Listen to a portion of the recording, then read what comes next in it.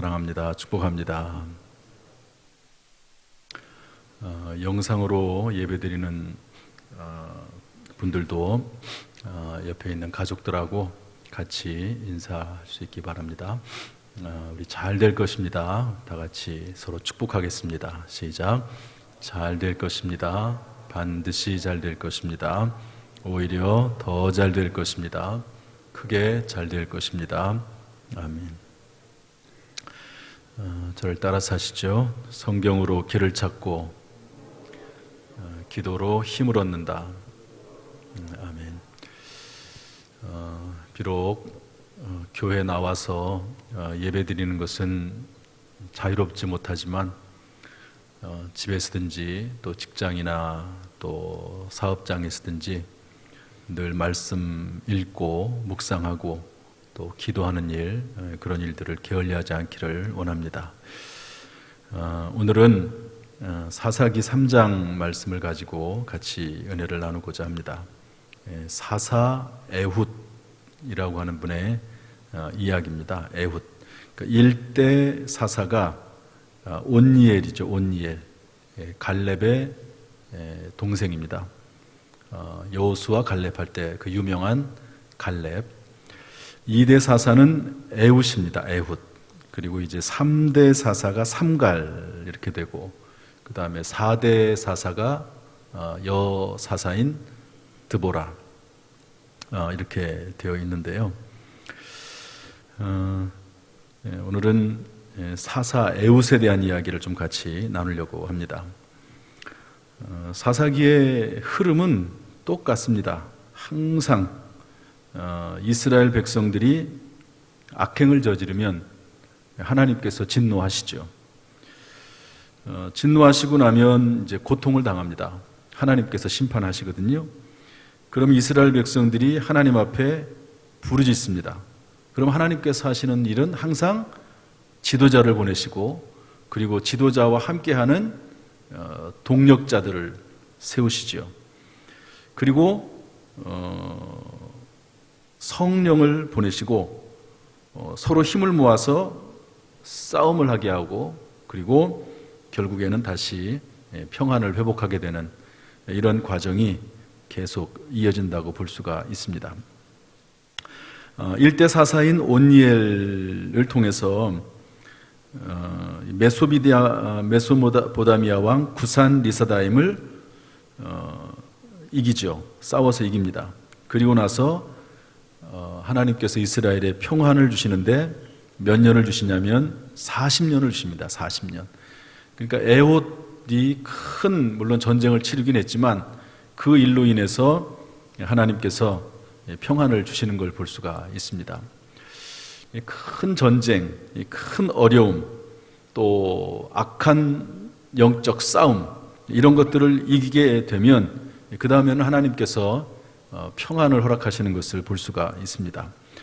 이렇게 40년 동안 평안하다가 온니엘이 죽습니다. 그리고 나서 나오는 이야기가 12절부터 이야기인데요. 12절은 읽었으니까 14절까지의 내용은 제가 일단 생략을 하도록 하겠습니다. 다시 읽는 것은 생략을 하고, 12절에 보니까 이스라엘 자손이 또 여호와의 목전에 악을 행했다 그랬습니다. 이 또라고 하는 단어가 중요합니다. 참 이스라엘 백성들은 잘 잊어버리는 어떤 은사가 있나 봐요. 그렇게 악행을 하다가 고생을 하면 그리고 나서 지도자를 통해서 회복을 시켜주면 그것을 잊어버리고 또 악을 행합니다. 아마 이 40년이라는 기간 때문에 그렇다 하는 생각도 해봅니다. 이 40년이라고 하는 기간은 한 세대를 말하거든요. 그러니까 한 세대 한 40년 동안 하나님을 잘 섬겼다가 이제 한 세대가 지나가고 다음 세대가 오면 그 윗대에 있었던 일을 까맣게 잊어버리는 거죠. 그래가지고 또 악을 행합니다. 또 악을 행해. 그러니까 하나님께서 모압 왕 에글론을 강성하게 하셔서 이스라엘과 싸우게 하십니다. 이 모압 왕 에글론이 이스라엘을 공격하는 거죠. 그런데 이 에글론이 암몬과 아말렉 자손들과 힘을 모아서 이스라엘을 칩니다. 종려나무 성읍을 점령했다 이렇게 되어 있는데, 13절에 있는 이 종려나무 성읍은 여리고성을 말합니다. 여리고성이 뭐죠? 여호수아가 가나안 땅을 정복할 때 제일 처음 만났던 견고한 땅입니다. 그때 여리고성이 무너진 이후에 그 여리고성을 누가 새로 건축하지 않았습니다. 그런데 사람이 살고 있지 않은 건 아니죠. 종려나무 성읍, 여리고 성읍을 그 도시를 점령을 하게 되는 것이죠. 그러고 나서 그것을 기점으로 해서 이스라엘 사람들을 괴롭히기 시작을 하죠. 그래서 몇 년 동안 이스라엘을 괴롭히냐면 18년 동안 이스라엘 백성들은 모압 왕 에글론을 18년 동안이나 섬기게 되는 것을 볼 수가 있습니다.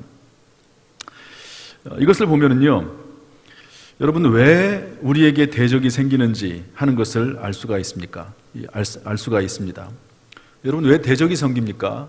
우리의 인생에서 어려운 일이 생기고 인생 가운데 우리를 힘들게 하는 사람들이 왜 생깁니까? 그것은 오늘 본문의 말씀에 의해서 보면 12절에 여호와의 목전에서 악을 행했기 때문이라고 되어 있습니다. 악을 행했기 때문에. 물론 이것 한 가지만으로 정의하기는 어렵죠.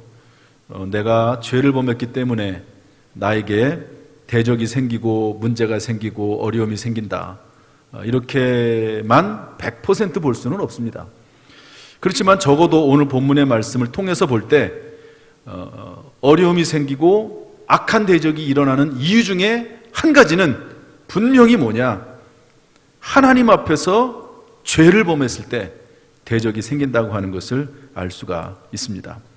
따라서 혹시 악을 행함으로 생긴 대적, 악을 행함으로 생긴 문제가 있다고 하면 여러분 그런 일들을 빨리 제거하고 하나님 앞에 회개함으로 나가는 그런 모습이 우리 가운데 있어야 될 줄로 믿습니다. 그 다음에 우리 15절부터 23절 말씀을 쭉 한번 좀 살펴보려고 하는데요.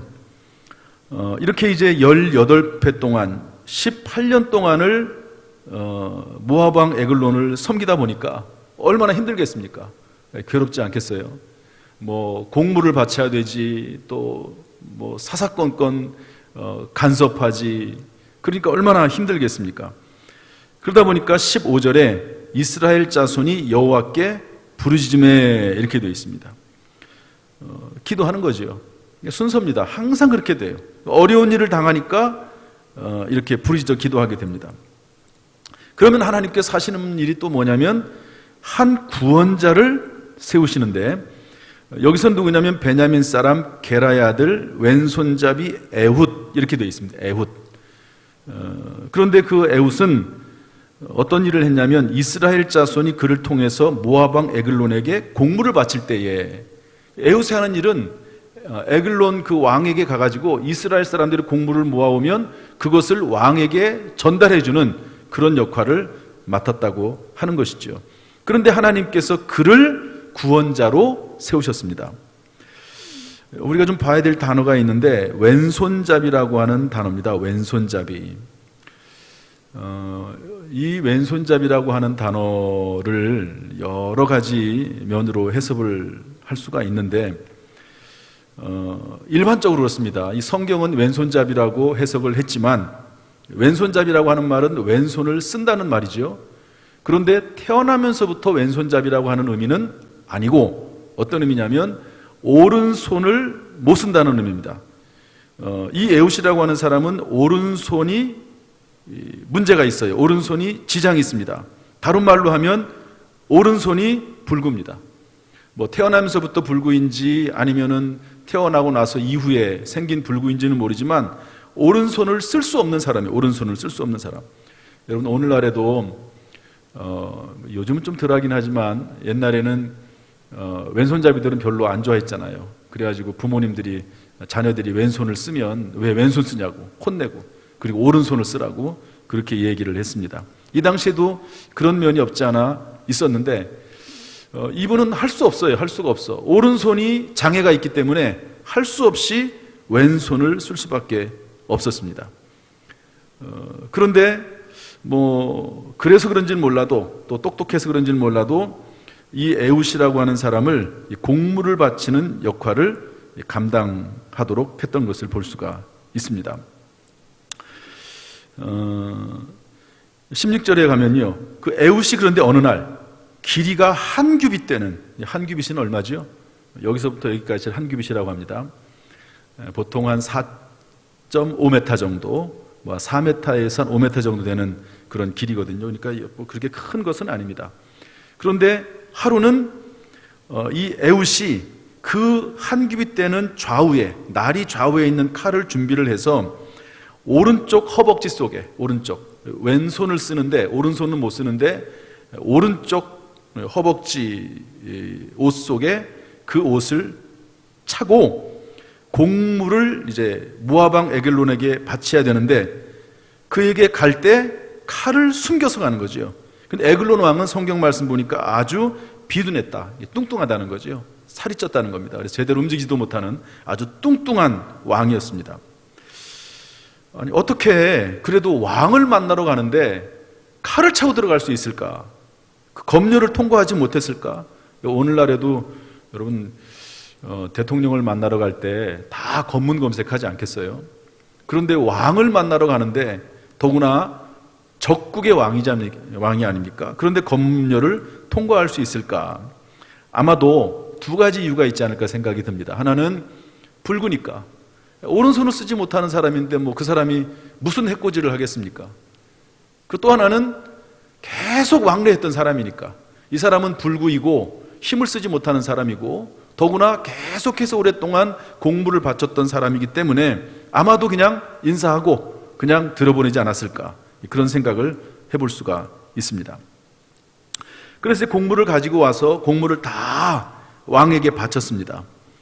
혼자 오진 않았겠죠. 여러 사람들하고 같이 와서 한 다음에 이제 돌아오는데 같이 왔던 사람들은 그냥 돌려보내고, 그리고 자기는 19절 말씀입니다. 읽어보겠습니다. 19절 다 같이 읽어보죠. 시작. 자기는 길갈 근처 돌 뜨는 곳에서부터 돌아와서 이르되 왕이여 내가 은밀한 일을 왕에게 아뢰려 하나이다 하니 왕이 명령하여 조용히 하라 하매 모셔선 자들이 다 물러간지라. 여러분, 길갈이 어디입니까? 길갈은 참 중요한 곳입니다. 이스라엘 백성들이 요단강을 건너서 이제 가나안 땅을 정복하기 전에 요단강을 건너서 진을 쳤던 곳이 길갈입니다. 가나안 정복의 총본부가 있었던 곳이 길갈입니다. 그런데 길갈 근처 돌 뜨는 곳, 이게 뭐냐면, 돌을 뜬다고 하는 말은 뭐냐면 그 당시에 우상을 만드는 곳을 의미합니다. 그렇게 중요한 위치였던 길갈 그곳에 우상을 만들고 있었는 거예요. 그곳에서. 참 이스라엘이 지금 얼마나 영적으로 타락해 있는지를 설명해 주는 그런 말입니다. 이 에웃이 길갈 근처 돌 뜨는 곳에 돌아와서 자기 동료들은 다 돌려보내고 공물을 바쳤던 사람들은 자기는 돌아와서 왕에게 말합니다. 왕이여 내가 은밀한 일을 왕에게 아뢰려 하나이다, 이렇게 되어 있는데, 은밀한 일이라고 하는 것은 뭐냐면 비밀 정보를 말합니다. 제가 정보가 있는데요, 아주 비밀스러운 겁니다, 이렇게 얘기를 했더니 왕이 주변에 있던 사람들을 다 물리칩니다. 그래서 에웃하고 둘만 남는 거죠. 에글론 왕하고 딱 둘만 남습니다.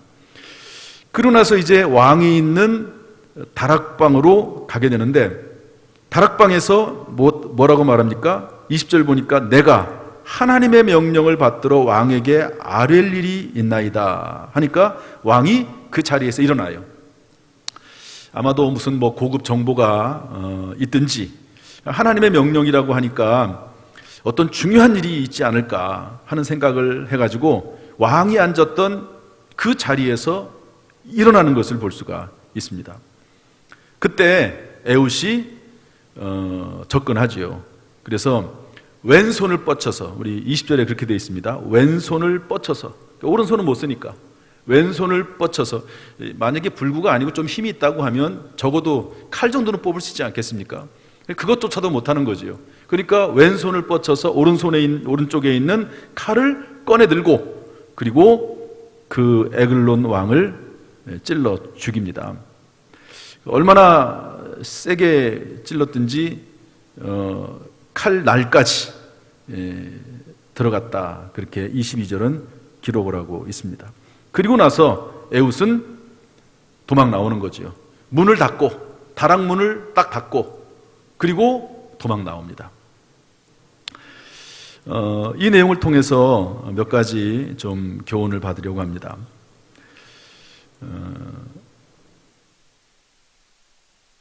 우리들은 이 에웃이라고 하는 사람은요, 공물을 전달하는 그런 일을 했습니다. 삶의 현장이죠. 삶의 현장입니다. 그 삶의 현장에서부터 하나님께 내가 무언가 할 수 있는 어떤 역할을 맡아서 그 일을 감당했던 것을 볼 수가 있습니다. 현재 저야 말씀을 전하는 그런 사역을 맡았지만, 현재 어떤 일을 내가 하고 있느냐, 삶의 현장이 어디에 있느냐 하는 것은 상당히 중요합니다. 하나님의 일은, 하나님의 역사는 멀리 있는 것이 아니라 가까이 있다는 거죠. 에웃은 자기가 처한 삶의 현장에서부터, 거기서부터 하나님의 음성을 듣고 하나님의 뜻을 받아서 그 안에서, 삶의 현장 속에서 하나님의 인도하심을 받아 하나님의 거룩한 사역을 감당했던 것을 볼 수가 있습니다. 따라서 오늘 말씀을 통해서 우리 볼 때 무슨 일을 하든지 어디에 있든지 간에 그 안에서 할 수 있는 하나님의 일이 있다는 것이죠.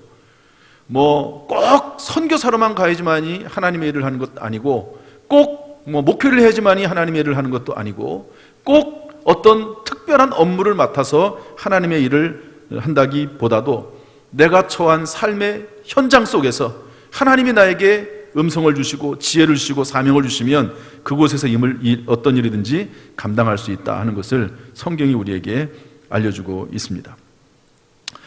또한 여러분은 이 본문 지금 읽은 내용 속에서 알 수 있는 건 뭐냐면, 우리의 결단이, 여러분의 결단이 개인적인 주관에서 나온 것인가 아니면 하나님의 감동과 인도하심을 받은 것인가 하는 것을 생각을 해봐야 됩니다. 여러분들은 무슨 일을 행할 때 그 일이 개인적인 주관에서 나온 건지, 생각에서 나온 건지, 그것이 하나님의 감동에서 나온 건지 어떻게 분별할 수 있습니까? 20절에 보면 이렇게 되어 있거든요. 에웃이 에글론에게 말하기를 내가 하나님의 명령을 받들어 왕에게 아뢰 일이 있나이다, 이렇게 말합니다. 하나님의 명을 받들어. 물론 이것을 왕에게 이야기하진 않죠. 그렇지만 적어도 확실한 것은 뭐냐면, 어떤 개인적인 주관으로 이 일을 한 것이 아니라 하나님의 감동과 인도하심을 받고 한 일이라고 하는 것을 이야기해주고 있습니다. 하나님께서 이스라엘 백성들이 부르짖자 구원자를 보내셔서 이스라엘을 구원하시는데, 그 에웃이 그 하나님의 구원자로서 하나님의 인도하심을 받아서 살아갔다 하는 것을 알 수가 있습니다. 바라기는 순간순간마다 우리들도 에웃처럼 하나님의 감동을 받아서 행하시는 그런 모습이 있어야 될 줄로 압니다. 하나님의 명령과 음성을 들을 수 있는 준비가 되어 있는 사람, 하나님이 말씀하실 때 삶의 현장 속에서 하나님 음성을 듣고 살아가는 그런 저와 여러분 될 수 있기를 주님의 이름으로 축복합니다. 또한 여러분은 어떤 장애가 있습니까? 어떤 약점이 있다고 생각을 합니까? 에웃은 오른손이 장애자였습니다. 장애자. 그러나 그럼에도 불구하고 그 약점을 장점으로 역이용하였습니다. 아마도 왼손을 사용하려고 부단히 노력했을 거라 저는 생각을 해요. 오른손에 장애가 있으니까 왼손으로라도 일을 해야 되지 않겠습니까? 그래서 그 결과 오른손 장애가 오히려 민족을 구하는 거룩한 도구가 된 것이죠. 오히려 장점이 되었습니다. 때때로 우리에게 참 문제가 있을 수도, 실제적인 장애도 있을 수가 있습니다. 그러나 그 장애 때문에, 그 약점 때문에 오히려 더 열심히 노력하고 또 그 약점을 더 강점으로 만드는 그런 분들도 참 많이 있습니다. 이스라엘의 한 수상인데요, 키가 작고 여자입니다. 지금부터 한 50년 전 이야기니까, 여자가 그것도 키가 작고 못생긴 여자가 무슨 일을 하겠습니까? 그 당시 이야기입니다. 그 당시. 오늘날 이런 얘기하면 큰일 나죠. 그런데 그 당시에 이분이 어떤 생각을 했냐면, 나는 키도 작고 못생기고 당시 여자이기 때문에 도저히 할 수 있는 일이 없다. 그래서 이분이 정말 열심히 공부하고 열심히 노력하고 또 열심히 사람과 사람 사이의 관계를 잘하고, 그러면서 나중에 이스라엘의 여자 수상이 되었다는 얘기를 글을 읽어본 적이 있습니다. 이 에웃이라고 하는 사람도요, 장애가 있습니다. 장애가. 그럼에도 불구하고 그 장애를 오히려 장점으로 만들어 놓고 살았던 것을 볼 수가 있습니다.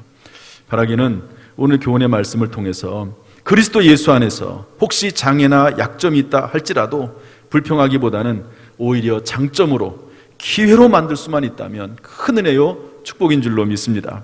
이런 마음이, 이런 모습이, 이런 믿음이 저 여러분 가운데 있기를 주님의 이름으로 축복합니다. 그 다음에 우리 24절부터 30절 말씀 같이 보겠습니다. 24절부터 에웃이 이제 도망갔지요. 도망가니까 우리 24절부터 25절 한번 읽어볼까요? 24절 25절 시작. 에웃이 나간 후에 왕의 신하들이 들어와서 다락문들이 잠겼음을 보고 이르되 왕이 분명히 서늘한 방에서 그의 발을 가리우신다 하고 그들이 오래 기다려도 왕이 다락문들을 열지 아니하는지라 열쇠를 가지고 열어본즉 그들의 군주가 이미 땅에 엎드려져 죽었더라. 발을 가리운다라는 말이 나오거든요. 이게 뭐냐면 용변을 본다는 말입니다. 이 당시에는 발을 가리운다는 말을 그렇게 썼습니다. 다윗도 사울왕 이야기에 나오면 사울왕이 동굴에 들어가서 발을 가리우러, 발을 가리우려 동굴에 들어갔다 이런 말이 나오거든요. 이게 동굴에 들어가서 사울왕이 용변을 보러 갔다는 그런 말입니다. 왕이 안 나오는 걸 보니까 용변을 보시나 보다. 그리고 계속 기다렸는데도 불구하고 안 나오니까 문을 열고 들어가죠. 그러나 이미 땅에 엎드려서 죽었다 그랬습니다. 우리 26절 한번 보도록 하겠습니다. 26절 다 같이 26절부터 28절까지 시작. 그들이 기다리는 동안에 에웃이 피하여 돌 뜨는 곳을 지나 스이라로 도망하니라. 그가 이르러 에브라임 산지에서 나팔을 불매 이스라엘 자손이 산지에서 그를 따라 내려오니 에웃이 앞서가며 그들에게 이르되 나를 따르라. 여호와께서 너희의 원수들인 모압을 너희의 손에 넘겨주셨느니라 하며 무리가 에웃을 따라 내려가 모압 맞은편 요단강 나루를 장악하여 한 사람도 건너지 못하게 하였고 그때에 모압 사람 약 10,000명을 죽였으니 모두 장사요 모두 용사라. 한 사람도 도망하지 못하였더라. 이미 에웃은 도망갔지요. 그리고 나서 큰 지파 중에 하나인 에브라임, 그 에브라임 지파의 산지에서 나팔을 부니까 많은 사람들이 따라오는 것을 볼 수가 있습니다. 그리고 이제 그들이 모이니까 나를 따라와라, 나를 따라와라. 하나님께서 원수들인 모압을 너희 손에 넘겨줬다. 그러니까 사람들이 다 따라가서 요단강 나루를 장악을 하고 그리고 모압 사람 10,000명을 쳐 죽였다고 성경은 기록을 하고 있습니다. 여러분 여기 오늘 말씀 보면 앞장서 가는 사람이 나옵니다. 에웃이지요. 그리고 따르는 사람이 나옵니다. 여러분 항상 어느 단체이든지 간에 어느 조직이든지 간에 또 사람이 사는 곳은 항상 리더가 있고 팔로워가 있습니다. 따르는 사람이 있는 것이죠. 여러분은 리더입니까? 팔로워이십니까? 우리는 리더이기도 하고 팔로워이기도 합니다. 어떤 조직체에서는 이끄는 사람이기도 하고 어떤 조직체에서는 팔로워로 살아가기도 합니다. 인도할 때는 인도자로서, 따를 때는 따르는 자로서의 합당한 자세를 가져야 되는 것이죠. 내가 인도자가 아닌데 인도자 역할을 하려고 하면 안 됩니다. 내가 팔로워가 아니고 인도자인데 팔로워 역할을 하는 그것도 합당하지 못하는 거죠. 이렇게 인도자와 따르는 사람이 함께 힘을 모아서 항상 하나님의 일은 이루어져 왔습니다. 그리고 그렇게 서로 하나가 될 때 승리가 주어졌죠. 하나님의 일은 특별히 더 그렇습니다. 에웃이라고 하는 하나님의 사람, 하나님이 세우신 지도자, 그리고 그 에웃을 따라서 함께하는 이 팔로워들이 함께 힘을 모을 때 29절을 보니까 어떻게 되어 있습니까? 모압 사람 약 10,000명을 죽였으며 모두 장사요 모두 용사라고 성경은 말씀하고 있습니다. 이렇게 힘을 모아서 역할을 감당했더니 어떻게 됩니까? 승리가 주어질 뿐만 아니라 그 영광과 축복과 혜택도 함께 누리게 되는 거죠. 여러분이 힘을 모아서 일을 감당할 때 여러분 그 혜택도 주어지는 겁니다. 나라가 힘을 모아서 어떤 일을 감당할 때 그 축복이, 그 평온함이 그 나라에 임하는 것이죠. 어느 조직도 마찬가지입니다. 팔로워가 됐든 리더가 됐든 힘을 모아서 함께 해나갈 때 결국에는 그 축복이나 혜택도 함께 누리게 되는 것입니다. 여기는 어떻게 되어 있습니까? 30절 말씀 보니까 그로부터 80년 동안 평온했다 이렇게 되어 있거든요. 80년 동안. 참 놀라운 일입니다. 하나님이 한 지도자를 세우시고 그리고 그 지도자들과 함께 했던 그 무리들과 함께 큰 영적 싸움에서, 그리고 모압이라고 하는 큰 어떤 대적을 물리치고 굴복시켰더니 하나님께서 그곳에, 그 땅에 80년 동안이나 평온함을 주셨던 것을 볼 수가 있습니다. 바라기는 여러분, 우리가 무슨 일을 하든지 간에, 또 교회에 있든지 간에 무슨 일이든지 간에 지도자는 지도자로서, 또 그리고 팔로워는 따르는 사람은 따르는 사람으로서 함께 역할을 잘 분별해서 그 사역을 잘 감당해 나갈 수 있기를 주님의 이름으로 축복합니다. 어떤 때에는 리더로서, 어떤 때에는 팔로워로서 그 역할을 감당하는 거죠. 그 역할을 벗어나면 그 공동체가 무너지게 되어 있습니다. 오늘 이 말씀처럼, 우리 30절에 있는 말씀처럼 읽어볼까요? 30절 참 귀중한 말씀인데 한번 읽어보겠습니다. 시작. 그날에 모압이 이스라엘 수하에 굴복하매 그 땅이 80년 동안 평온하였더라. 에훗과 따르는 사람들이 함께 힘을 모아서 결국에는 모압 사람들을 굴복시킵니다. 모압 사람 모든 악을 정복하게 되는 것이죠. 그 결과 80년 동안 평안하게 됐습니다. 사랑하는 성도 여러분, 우리 교회도 마찬가지죠. 저와 여러분의 삶도 마찬가지입니다. 여러분, 어떤 대적이 물려올 수 있어요. 그것이 내 실수에서 왔든지, 아니면 하나님께서 어떤 계획이 있어서 그런 일들이 생겼든지, 어떤 일들이 분명히 발생할 때가 있습니다. 문제가 있을 수도 있고 대적이 생길 수도 있습니다.